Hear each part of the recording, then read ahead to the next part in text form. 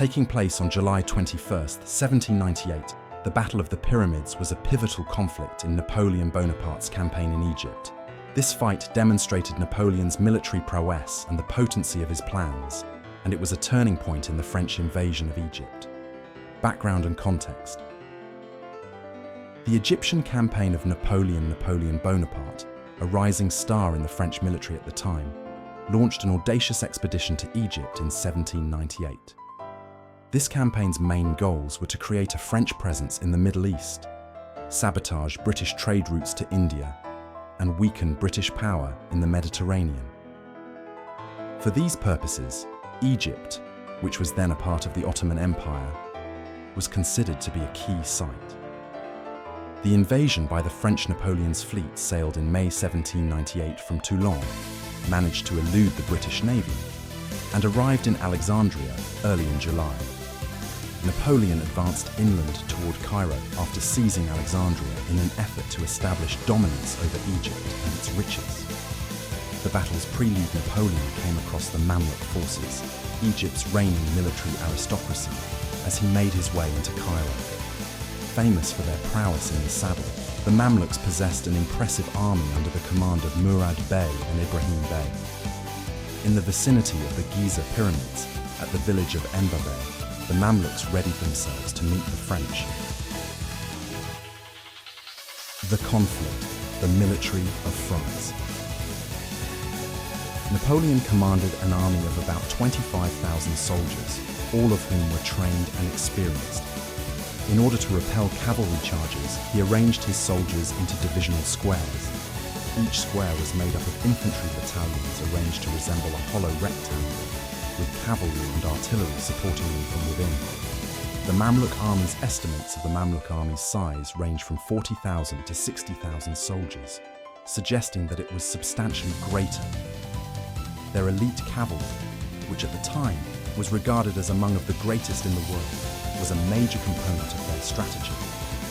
The Mamluks were sure that their superior numbers and cavalry skills would allow them to crush the French. The conflict emerges. The Mamluks launched a series of horse attacks against the French squares to start the battle. But the trained French soldiers repelled the attacks with artillery and musket fire, holding their ground. Napoleon's cunning usage of the square formation worked wonders in cutting down on the strength and mobility of the Mamluk cavalry. The French artillery barrages, along with the constant volleys of musket fire from the infantry, severely damaged the Mamluk forces.